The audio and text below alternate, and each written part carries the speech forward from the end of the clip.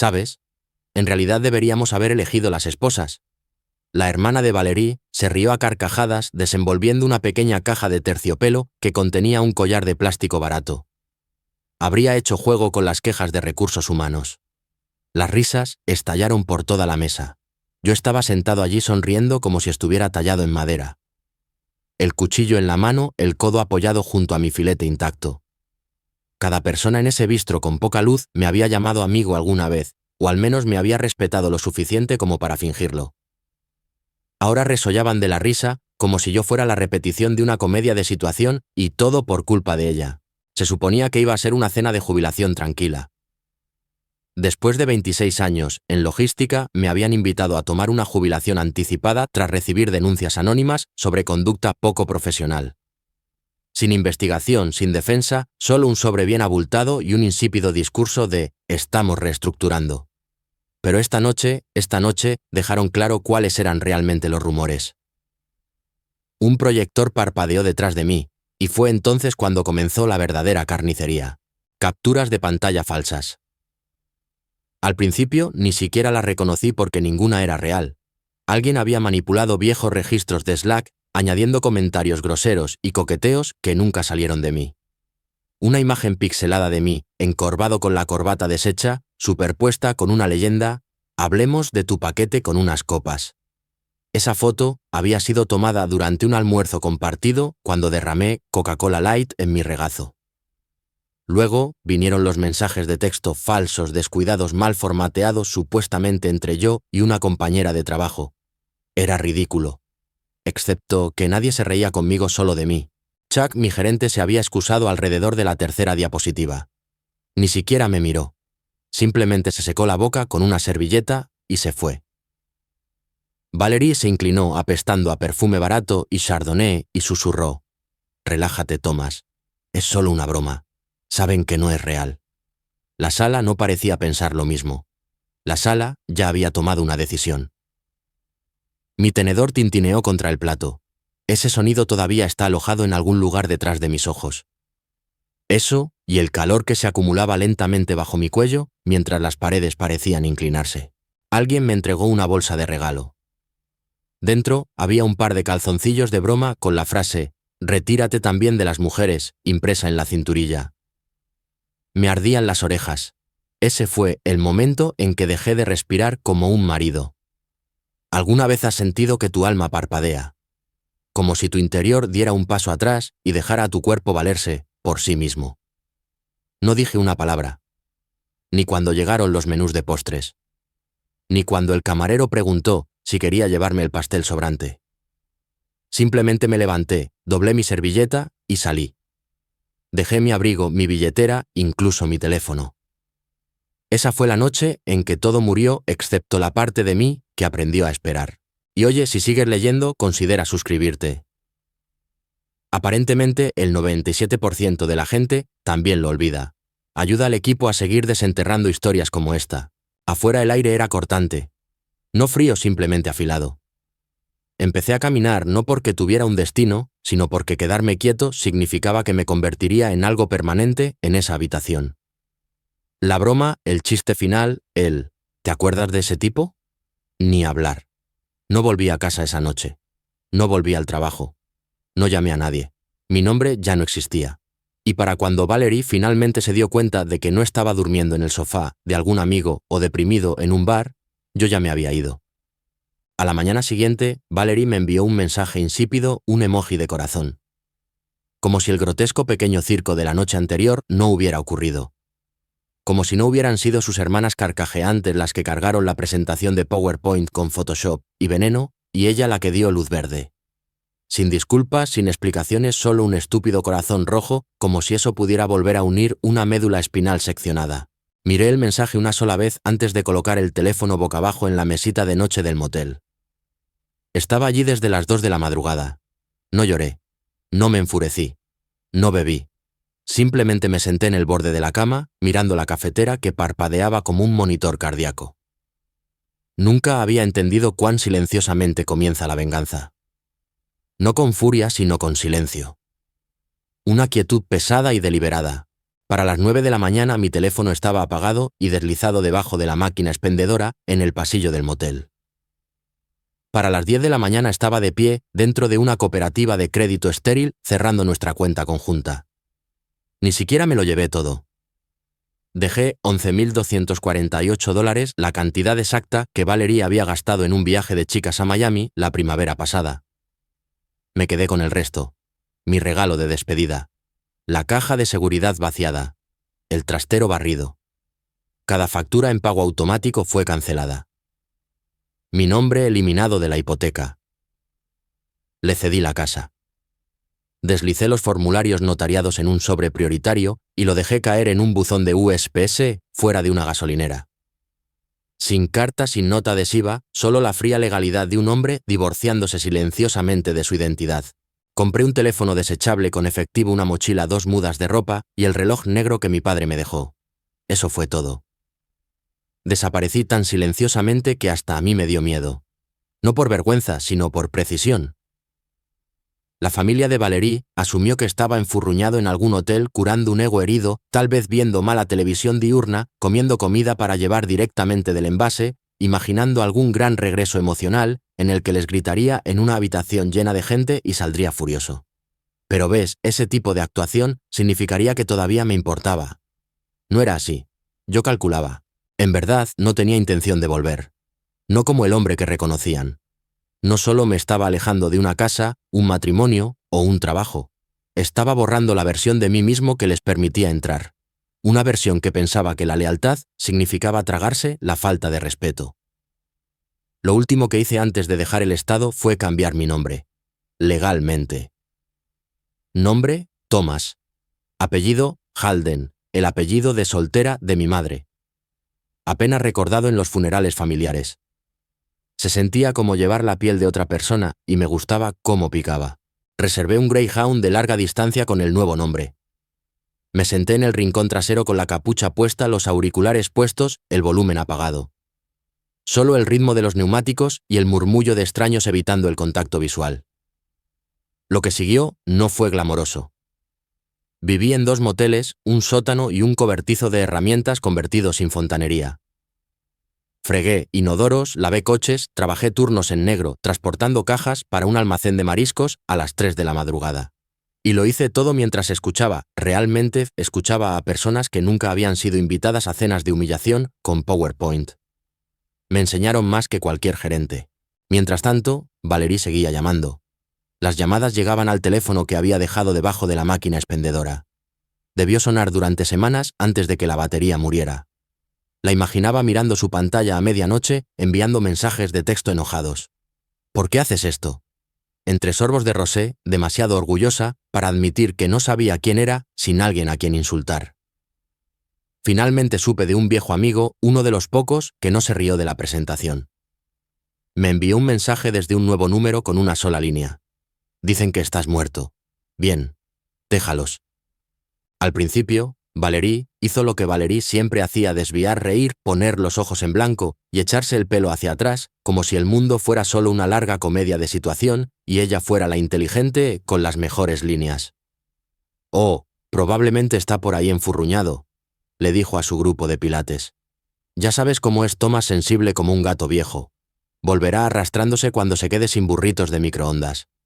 Sus hermanas se reían con ella, especialmente Megan, la que tenía aliento a vino y cero conciencia.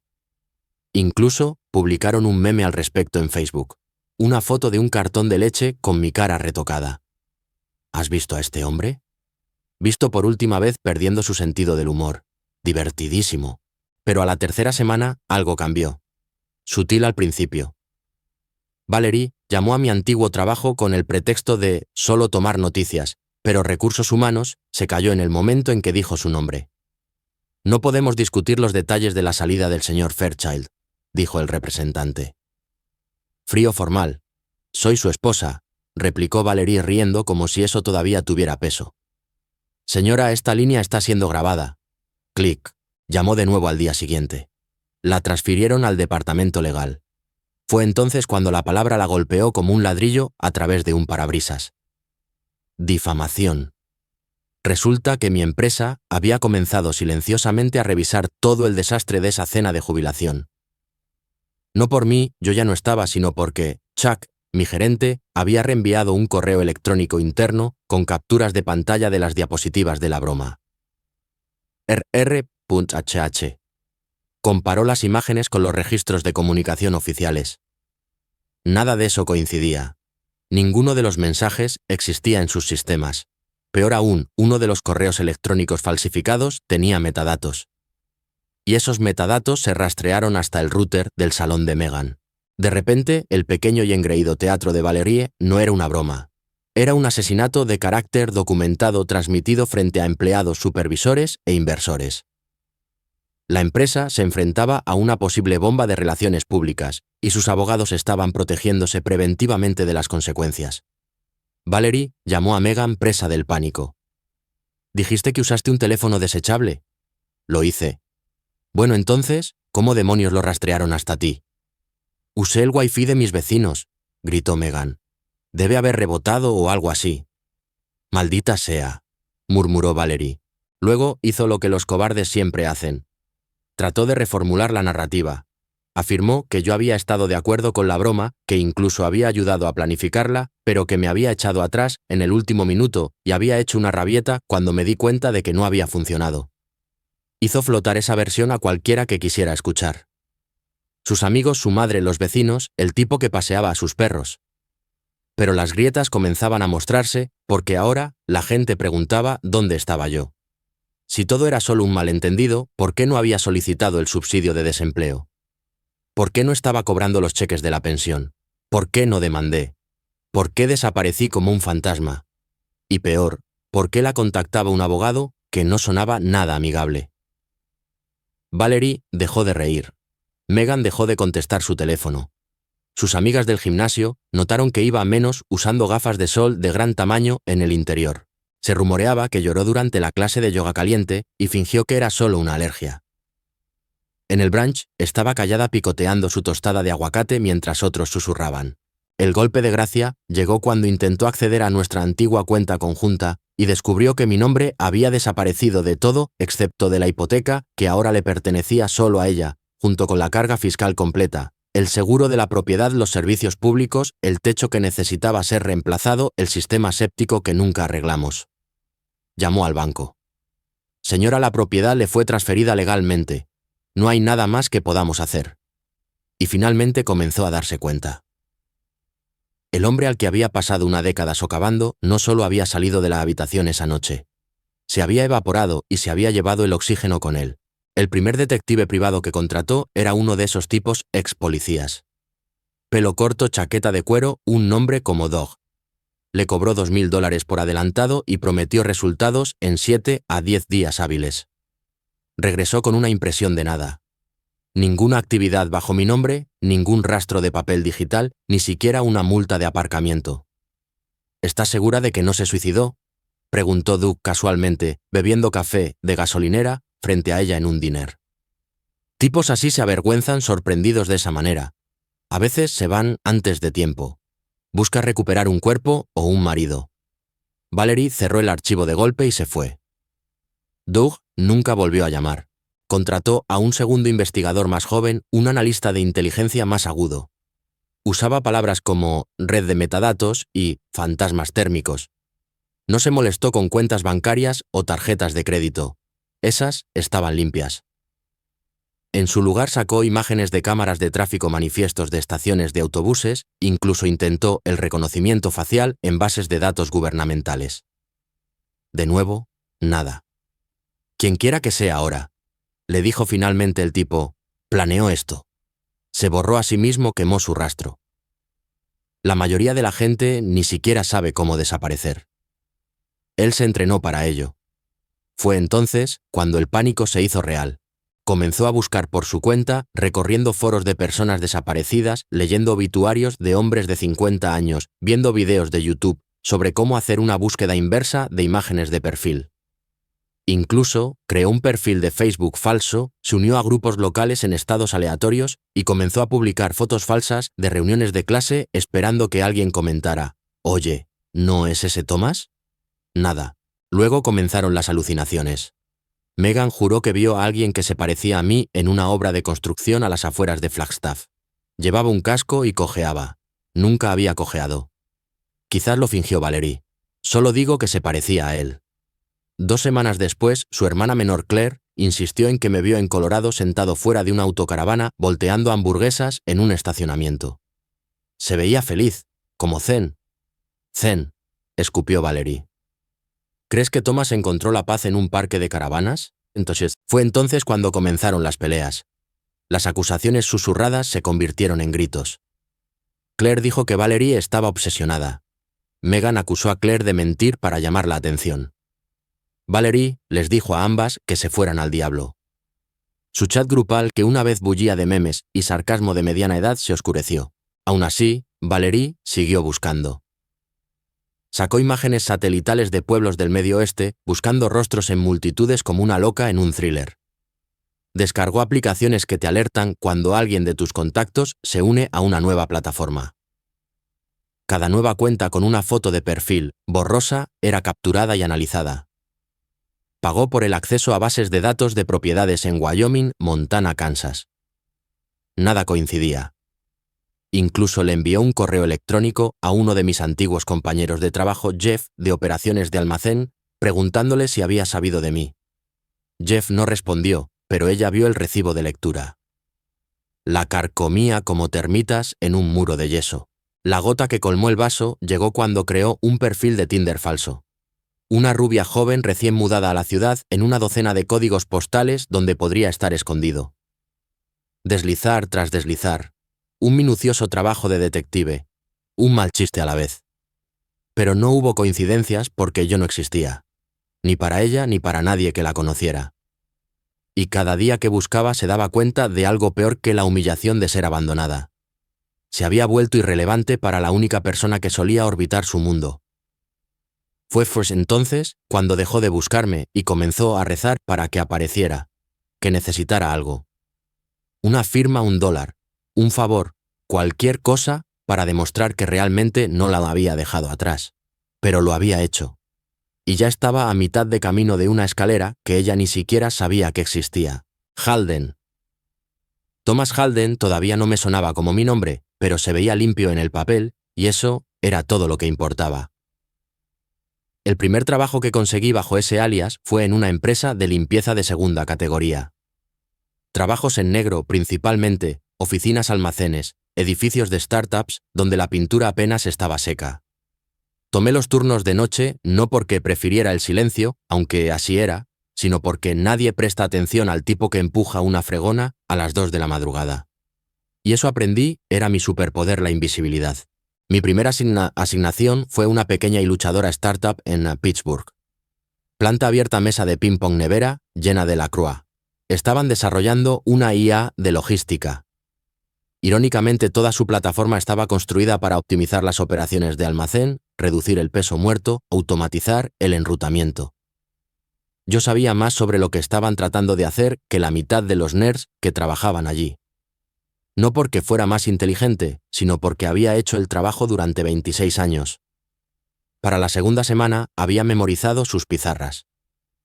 Mientras limpiaba las puertas de cristal, observaba a sus ingenieros discutir sobre secuencias de carga y cadenas de suministro. Al principio pensé en corregirlos. Luego me di cuenta de que era mejor mostrar que decir. Así que empecé a dejar notas. Pequeñas metidas debajo de los teclados garabateadas en el reverso de las listas de verificación limpiadas. Han probado el enrutamiento escalonado basado en zonas de entrega. Reduce el tiempo de inactividad en un 13% en las entregas urbanas. La relación de compresión de sus paquetes está luchando contra el modelo de palets. Consideren invertir la lógica. Al principio, nadie dijo nada. Luego, una noche, noté que mis notas estaban siendo fijadas en su tablero de corcho. La semana siguiente, los ingenieros dejaron de borrar mis garabatos de la lista de verificación. Una noche me quedé un poco tarde. El CEO, un chico flaco, llamado Eli, 29 años, probablemente nunca había levantado una caja en su vida, llegó temprano y me sorprendió reorganizando su prototipo de modelo de envío en la pizarra. Me quedé helado, pensé que me despedirían. Él miró la pizarra, luego a mí. ¿Tú escribiste esto? Asentí. ¿Quieres un trabajo? Negué con la cabeza. Ya tengo uno. Soy el conserje. Él sonrió. Estás desperdiciando tu cerebro en los inodoros. No discutí. Solo dije, estás desperdiciando tus servidores en malas matemáticas. Se rió tan fuerte que derramó su café helado. Ese fue el comienzo. Me contrataron como consultor, que es un código para tipo que no queremos admitir que sabe más que nosotros. Trabajé de noche como antes, pero ahora tenía acceso a una tarjeta de identificación, un inicio de sesión. Me mantuve fuera de la nómina manejando todo a través de una LLC separada que formé bajo el radar. Eli y yo comenzamos a reunirnos 2 veces por semana, no en oficinas, sino durante el desayuno. Él traía gráficos. Yo traía correcciones. Él escuchaba. Eso era raro, peligroso incluso. Para el 3er año, la empresa tuvo su primer inversor importante. Todavía usaba botas de conserje en las reuniones, pero me sentaba a la mesa. Me dieron participación extraoficialmente, silenciosamente. Sin fotos, sin menciones en LinkedIn, solo instrucciones de transferencia y un contrato con más tachaduras que un archivo de la CIA. Para el 5.º año compré el maldito edificio en efectivo. Ni siquiera se lo dije a Eli al principio. Simplemente entré en la oficina de bienes raíces con una franela descolorida, firmé la escritura e hice que la recepcionista parpadeara. Alquilé los pisos superiores a su startup por casi nada. Mantuve mi oficina en la planta baja escondida detrás de un falso armario de suministros. Todavía tenía un soporte para fregonas fuera de la puerta, solo para aparentar. Porque aquí está el secreto que nunca te enseñan en la escuela de negocios. El poder es silencioso. No grita. No organiza cenas. Espera, escucha, se toma su tiempo. Cuanto más alto subía, más invisible me volvía y me encantaba. Todo comenzó con una publicación en LinkedIn. Valerie había estado navegando en su iPad agrietado de segunda mano, con la pantalla lenta y manchada de huellas dactilares y resentimiento. No me estaba buscando a mí. No directamente. Hacía tiempo que se había convencido de que me había ido para siempre. Muerto, tal vez, o peor. Viviendo fuera de la red con alguna instructora de yoga que usaba anillos en los dedos de los pies y lo llamaba Tommy. Pero ese día no estaba buscando a Thomas Fairchild. Estaba navegando con odio el perfil de una mujer de su instituto que se casó con un dentista y acababa de publicar sobre su 5ª propiedad de alquiler. La envidia se había convertido en su único pasatiempo. Fue entonces cuando el algoritmo atacó. Un artículo de noticias de la industria apareció en su feed. Algo sobre la optimización logística revolucionaria y su asesor sigiloso que ayudó a una startup desconocida a superar el modelo regional de Amazon. El titular no significaba nada para ella, pero la foto era diferente. Al principio no lo reconoció. El hombre de la foto llevaba un traje gris carbón que probablemente costaba más que la hipoteca de su casa.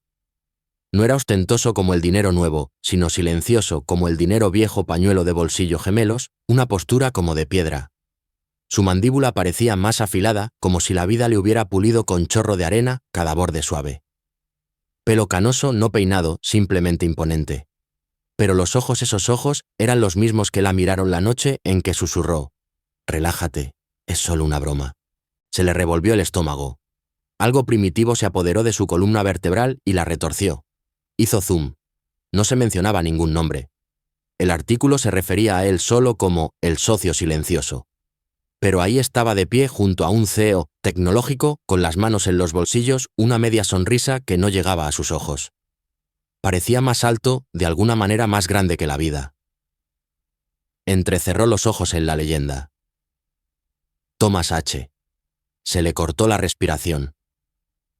No Fairchild, no el hombre al que se había burlado con calzoncillos de broma y transiciones de diapositivas. «¡Halden!», gritó. Fuerte. Tan fuerte que el perro del vecino ladró, y alguien en el piso de arriba golpeó el suelo. No escuchó nada de eso. Estaba congelada, las pupilas temblando, los dedos temblando. Hizo clic en el artículo obsesivamente escaneando cada cita. No se le mencionaba de nuevo.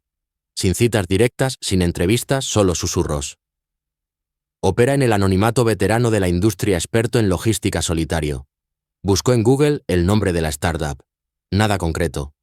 Se habían esforzado por mantener su nombre fuera de los libros, pero ahora ella sabía que era él. Corrió a su habitación y abrió el armario buscando el viejo álbum de bodas. Las páginas crujieron mientras las hojeaba. Allí, una foto de él, en un smoking de alquiler, sonriendo nerviosamente. No era el hombre del artículo, ni siquiera se le parecía, pero los huesos eran los mismos, la forma, la inclinación de la mandíbula, los ojos. Se sentó en el suelo, jadeando, arruinada sola, todavía aferrada a una casa que no podía refinanciar, con un techo que goteaba cada vez que llovía y un buzón lleno de avisos de pago atrasados. Sus hermanas apenas le hablaban ahora. Megan se había mudado a Tampa con un hombre de la mitad de su edad, y Claire estaba pasando por un divorcio propio. Y él, el hombre que ella redujo a un chiste, estaba de pie en un traje a medida junto a una empresa de $20 millones, borrando casualmente su propio pasado. Sacó su teléfono y comenzó a escribir su nombre en todas las bases de datos que pudo encontrar. Thomas Halden. Sin perfiles, sin fotos, sin información de contacto. Pero la rabia se había reavivado. No porque estuviera vivo, no porque tuviera éxito, sino porque lo había hecho sin ella. Peor aún, lo había hecho gracias a ella. No se molestó en llamar antes. Valerie tomó prestado el coche de su vecino, un Kia plateado, abollado, con un salpicadero que parpadeaba como un árbol de Navidad moribundo, y condujo 3 horas seguidas sin nada más que una captura de pantalla y un ritmo de tambor enfermo y obsesivo golpeando en su cráneo. Llevaba un blazer negro que no le quedaba bien desde 2015, y tacones que hacían demasiado ruido en la acera. En su bolso, un espejo de polvera medio vacío, un chicle y 3 fotos de boda arrugadas como si fueran credenciales. El edificio era de cristal y acero, líneas limpias, ángulos fríos, moderno, pero discreto, como la riqueza que no necesita anunciarse. El tipo de lugar sin nombres en la puerta, solo paneles esmerilados y un logotipo grabado en cromo cepillado. Irrumpió en la entrada, como alguien que todavía creía tener rango. Una mujer que solía organizar cenas y pensaba que la gente se quedaba porque les gustaba, no porque temieran lo que diría cuando se fueran. El guardia de seguridad de la puerta fue educado. Educado de la manera en que los hombres armados están entrenados para serlo. Palma abierta, rostro neutral, cuerpo como una pared. «Señora, ¿tiene una cita?» «Estoy aquí para ver a Thomas Fairchild». Una pausa. El guardia tecleó algo en su auricular. «Señora, no hay nadie con ese nombre en el edificio». Ella se burló. «No te hagas el tonto. Sé que trabaja aquí. Él está detrás de esta empresa». Otro toque. Otra pausa. «Señora, ¿se refiere al señor Halden?» Ella parpadeó. Le golpeó como una bofetada. «No, Thomas, señor Halden». Así lo llamaban ahora. No un nombre de pila. No un marido. Un título. «Sí», escupió. «Señor Halden, soy su esposa». Las cejas del guardia no se movieron. «¿Tiene una identificación?» Ella buscó a tientas, abrió su teléfono, deslizó foto tras foto. Acciones de gracias, aniversarios, rostros sonrientes, ahora agriados por el contexto. Le mostró la pantalla. «Esos somos nosotros. Estuvimos casados 12 años. Él no es quien pretende ser. Solo necesito 5 minutos». «Lo siento, señora. No recibe visitas sin cita previa». «No soy una visita sin cita previa», espetó. «Soy su maldita esposa». La recepcionista dentro del vestíbulo de cristal se levantó de su escritorio. Joven serena, con un traje de negocios perfectamente entallado, los labios apretados en un nudo educado. Valerie dirigió su fuego hacia ella, se acercó al cristal y golpeó fuerte con el nudillo. «Él me conoce. No soy una esloca. Construimos una vida juntos. Dile que Valerie está aquí. Dile que quiero cerrar este capítulo». La recepcionista se inclinó ligeramente hacia un lado, hablando por un teléfono. Asintió, escuchó y luego se levantó. Se acercó a la puerta y la abrió lo suficiente como para asomarse. «Él sabe que está aquí, señorita S». Hizo una pausa, la voz como agua helada. «Anteriormente, Fairchild». La boca de Valerie se crispó. «Dijo que no está disponible», continuó la recepcionista. «Y si desea enviar una comunicación, puede hacerlo a través de su abogado». «¿Abogado?», siseó Valerie. «¿Hablas en serio?». Los ojos de la recepcionista se posaron en las fotos en la mano de Valerie. «Tosnien, debería saber», dijo lentamente, «que ya no se hace llamar Thomas». El pecho de Valerie se apretó. «¿Qué?». «Se hace llamar señor Halden». Y con eso, la puerta se cerró de golpe. Valerie se quedó afuera agarrando su teléfono como un arma, su rostro reflejado en el cristal espejado más viejo, agrietado y relevante. Detrás de ella la recepcionista se dio la vuelta y desapareció por un pasillo de mármol pulido y luces tenues, sus tacones susurrando sobre una alfombra demasiado cara para existir en el mundo de Valerie. Esperó otros 47 minutos en la acera. Él nunca bajó. 3 semanas después, justo cuando su obsesión comenzaba a pudrirse en vergüenza, llegó un sobre pesado. Papel crema sello de cera, letras doradas en relieve que brillaban como si se burlaran de ella. Sin dirección de remitente, solo su nombre. Valerie S., anteriormente casada con T. Halden. Sus dedos temblaron mientras lo abría. Dentro había una sola tarjeta doblada. Está cordialmente invitada a la gala de accionistas de Halden Logistics. Una velada de reflexión, gratitud y legado. Etiqueta negra. Asistencia solo por invitación. Invitada, Valerie S. Lugar, The Belleforte Club, 19C0 ANE. No se requiere RSVP. La leyó 5 veces. Luego de nuevo en voz alta. No era un error. No era una broma. Era un cebo. Valerie se quedó sentada congelada en su sofá durante 1 hora entera. La invitación en su regazo. Viejas fotos de boda esparcidas a su alrededor como pruebas de la escena de un crimen. No había escuchado su voz en años. No lo había visto en movimiento desde el día en que dobló su servilleta y desapareció. Ahora la quería allí. ¿Por qué? Se hizo esa pregunta todos los días durante las siguientes 2 semanas. Llamó a Megan, que subió desde Tampa y trajo un vestido que no le quedaba bien y opiniones que no ayudaron. «Quizás quiere cerrar el capítulo», ofreció Megan bebiendo vino de un vaso de papel. «O quizás quiere venganza», susurró Claire por el altavoz. Valerie se rió frágil y forzada. «¿Venganza? ¿Por qué? No hicimos nada». Incluso Megan parpadeó ante eso. Todas se presentaron la noche de la gala, pero solo Valerie entró. Pidió prestados unos tacones a una vecina. Le apretaban tanto los dedos que cojeó al pasar por el ballet. Su vestido era de un profundo color granate, anticuado pero pasable, el pelo rígido por el producto, el lápiz labial ligeramente corrido. No dejaba de retocárselo con un pañuelo como si el maquillaje pudiera mantenerla entera. El Belleforte Club era una catedral de cristal para los ricos. Candelabros de cristal se balanceaban sobre un suelo de piedra pulida. Personal uniformado se deslizaba entre los invitados con bandejas de champán y canapés que parecían origami comestible. El aire bullía de dinero y ambición. Se quedó en el vestíbulo rodeada de hombres en smoking y mujeres con vestidos que susurraban al moverse. Nadie la miraba. Nadie la reconocía, no hasta que la recepcionista se acercó tableta en mano. ¿Nombre? Se aclaró la garganta. Valerie S. Los ojos de la mujer escanearon la tableta. Está en la lista. El señor Halden le ha reservado una mesa. Valerie trató de no estremecerse ante el nombre. Sir Halden, no Thomas. No Tommy, ni cariño, ni bebé, ni ninguna de las miles de naderías casuales que había usado para aplastarlo en sus años juntos. Entró en el salón de baile. Era vasto dorado marfil, la elegancia elevada a la 11ª potencia. Un cuarteto de cuerdas tocaba algo lento y caro.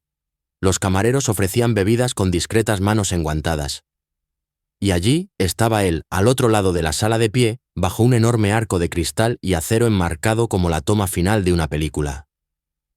Llevaba un traje negro, líneas limpias sin corbata, solo esa misma quietud, esa misma calma, hablando con alguien con un vaso de whisky en la mano. Su sonrisa, un leve eco sin llegar nunca a los ojos. Se congeló. Él aún no la había visto. O tal vez sí. Tal vez siempre la veía antes de que ella lo viera a él.